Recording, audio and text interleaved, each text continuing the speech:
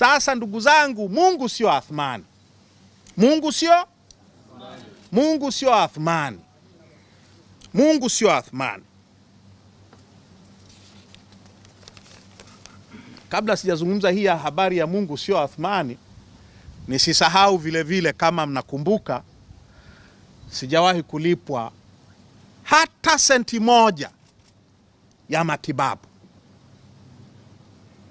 Sheria ya bunge, sheria ya uendeshaji wa bunge la Tanzania ilitungwa mwaka 2008.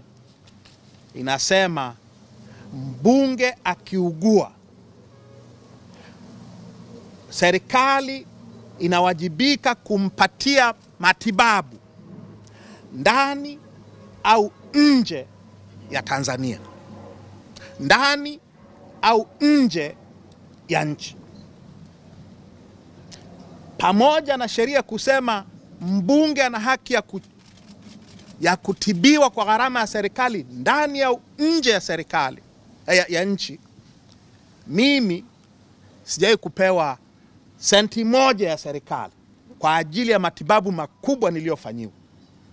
Nifanyiwa operesheni 25. Mguu wangu mnauona. Serikali haije hata senti moja. Sio wakati wa Magufuli, sio wakati wa huyu mama.